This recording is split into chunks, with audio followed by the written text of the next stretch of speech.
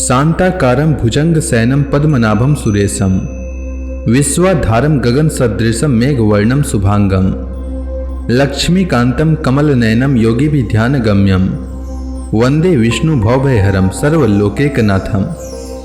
मंगलम भगवान विष्णु मंगलम गरुड़ध्वज मंगलम पुंडरीकाक्ष मंगलाय तनोहरि। ओम नमो भगवते वासुदेवाय। आप सभी को सपरिवार दीपावली की हार्दिक शुभकामनाएं। आज का दिन आप सभी के लिए मंगलमय हो और माता लक्ष्मी आपके घर को धन धान्य से भर दें। आज मैं कार्तिक मास की कथा का 15वां अध्याय सुनाने वाला हूँ। शास्त्रों के अनुसार कार्तिक माह में प्रतिदिन स्नान करना चाहिए और भगवान विष्णु, माता लक्ष्मी एवं तुलसी माता की पूजा करनी चाहिए। साथ ही कार्तिक मास महात्म्य की कथा का पाठ अथवा श्रवण करना चाहिए।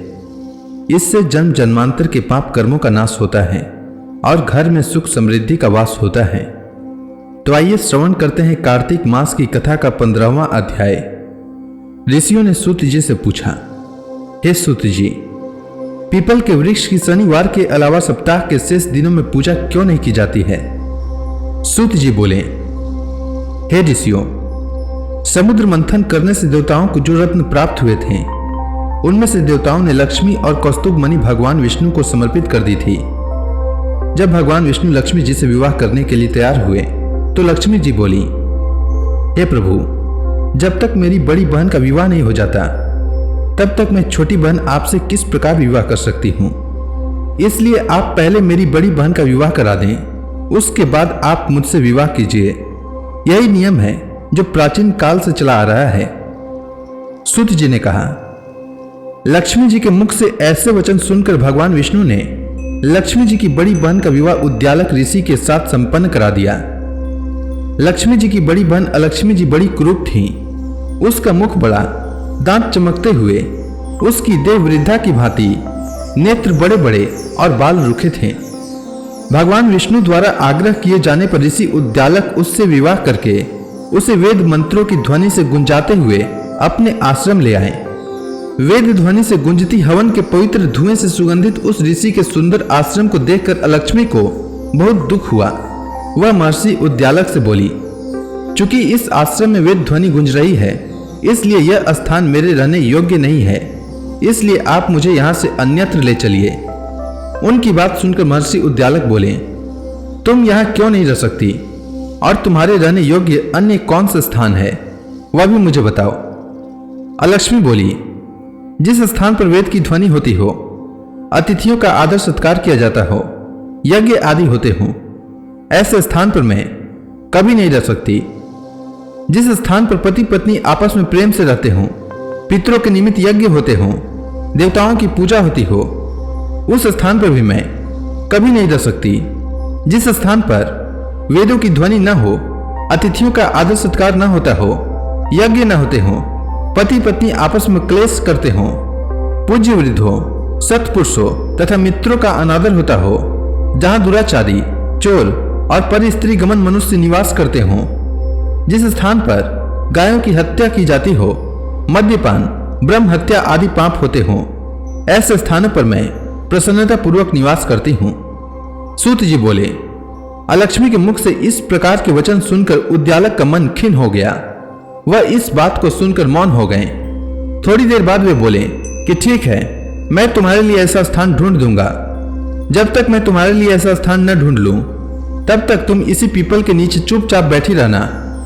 महर्षि उद्यालक उसे पीपल के वृक्ष के नीचे बैठाकर उसके रहने योग्य स्थान की खोज में निकल पड़े।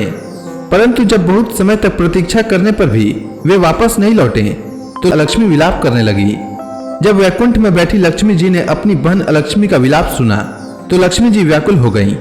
वे दुखी होकर भगवान विष्णु से बोली, हे प्रभु, मेरी बड़ी बहन पति द्वारा त्यागे जाने पर अत्यंत दुखी है। यदि मैं आपकी प्रिय पत्नी हूँ तो आप उसे आश्वासन देने के लिए उसके पास चलिए। लक्ष्मी जी की प्रार्थना पर भगवान विष्णु लक्ष्मी जी सहित उस पीपल के वृक्ष के पास गए जहाँ अलक्ष्मी बैठकर विलाप कर रही थी। उसको आश्वासन देते हुए भगवान विष्णु बोले, हे अलक्ष्मी, तुम इसी पीपल के वृक्ष की जड़ में सदैव के लिए निवास करो, क्योंकि इसकी उत्पत्ति मेरे ही अंश से हुई है और इसमें सदैव मेरा ही निवास रहता है। प्रत्येक वर्ष गृहस्थ लोग तुम्हारी पूजा करेंगे और उन्हीं के घर में तुम्हारी छोटी बहन का वास होगा। स्त्रियों को तुम्हारी पूजा विभिन्न उपहारों से करनी चाहिए। मनुष्यों को पुष्प, धूप, दीप, गंध आदि से तुम्हारी पूजा करनी चाहिए, तभी तुम्हारी छोटी बहन लक्ष्मी उन पर प्रसन्न होंगी। सूत जी बोले, ऋषियों, मैंने आपको भगवान श्री कृष्ण, सत्यभामा तथा पृथु नारद का संवाद सुना दिया है, जिसे सुनने से ही मनुष्य के समस्त पापों का नाश हो जाता है और अंत में वैकुंठ को प्राप्त करता है।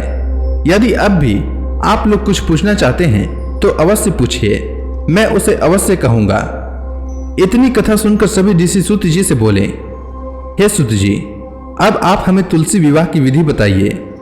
सूत जी बोले, कार्तिक शुक्ला नवमी को द्वापर युग का आरंभ हुआ है, अतः यह तिथि दान और उपवास में क्रमशः पूर्वाहन व्यापनी और पराहन व्यापनी हो तो ग्राह्य है।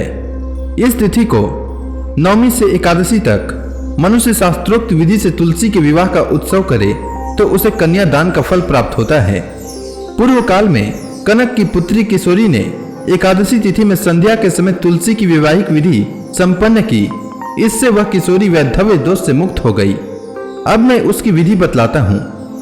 1 तोला स्वर्ण की भगवान विष्णु की सुंदर प्रतिमा तैयार कराएं, अथवा अपनी शक्ति के अनुसार आधे या चौथाई तोले की ही प्रतिमा बनवा लें। फिर तुलसी और भगवान विष्णु की प्रतिमा में प्राण प्रतिष्ठा करके षोडशोपचार से पूजा करें। पहले देश काल का स्मरण करके भगवान गणेश जी की पूजा करें। फिर पुण्य वाचन कराकर नांदी शास्त्र करें। तत्पश्चात वेद मंत्रों के उच्चारण और बाजे आदि की ध्वनि के साथ भगवान विष्णु की प्रतिमा को तुलसी जी के निकट लाकर रखें। प्रतिमा को वस्त्र से आच्छादित करना चाहिए। उस समय भगवान का आवाहन करें, भगवान केशव, आइए देव, मैं आपकी पूजा करूंगा, आपकी सेवा में तुलसी को समर्पित करूंगा, आप मेरे संपूर्ण मनोरथों को पूर्ण करें। इस प्रकार आवाहन के पश्चात 3 बार अर्घ्य, पाद्य और विष्टर का उच्चारण करके इन्हें बारी बारी से भगवान को समर्पित करें। फिर आचमनीय पद का 3 बार उच्चारण करके भगवान का आचमन कराएं। इसके बाद कांस्य के बर्तन में दही, घी और मधु रखकर उसे कांस्य के पात्र से ही ढक दें तथा भगवान को अर्पण करते हुए इस प्रकार कहें, वासुदेव, आपको नमस्कार है, यह मधुपर्क ग्रहण कीजिए। तदंतर हरिद्रा लेपन और अभ्यंग कार्य संपन्न करके गोधूली की वेला में तुलसी और भगवान विष्णु का पूजन पृथक पृथक करना चाहिए। दोनों को एक दूसरे के सन्मुख रखकर मंगल पाठ करें। जब भगवान सूर्य कुछ कुछ दिखाई देते हों तब कन्यादान का संकल्प करें। अपने गोत्र और प्रवर आदि का उच्चारण करके 3 पीढ़ियों का भी आवर्तन करें। तत्पश्चात भगवान से इस प्रकार कहें, आदि मध्य और अंत से रहित त्रिभुवन प्रतिपालक परमेश्वर, इस तुलसी दल को आप विवाह की विधि से ग्रहण करें। यह पार्वती के बीच से प्रकट हुई है, वृंदा की भस्म से स्थिर रही है तथा आदि मध्य और अंत से शून्य है। आपको तुलसी बहुत ही प्रिय है, अतः इसे मैं आपकी सेवा में अर्पित करता हूँ। मैंने जल के घड़ों से सींचकर और अन्य प्रकार की सेवाएं करके अपनी पुत्री की भांति इसे पाला पोसा और बढ़ाया है। आपकी प्रिय तुलसी मैं आपको दे रहा हूँ, प्रभु आप इसे ग्रहण करें। इस प्रकार तुलसी का दान करके फिर उन दोनों अर्थात तुलसी और भगवान विष्णु की पूजा करें। विवाह का उत्सव मनाएं। सुबह होने पर पुनः तुलसी और विष्णु जी का पूजन करें। अग्नि की स्थापना करके उसमें 12 मंत्र से खीर, घी, मधु और तिल मिश्रित हवनीय द्रव्य की 108 आहुति दें। फिर सृष्टिकृत होम करके पूर्णाहुति दें। आचार्य की पूजा करके होम की शेष विधि पूरी करें। उसके बाद भगवान से इस प्रकार प्रार्थना करें, हे प्रभु, आपकी प्रसन्नता के लिए मैंने यह व्रत किया है। जनार्दन, इसमें जो न्यूनता हो वह आपके प्रसाद से पूर्णता को प्राप्त हो जाए।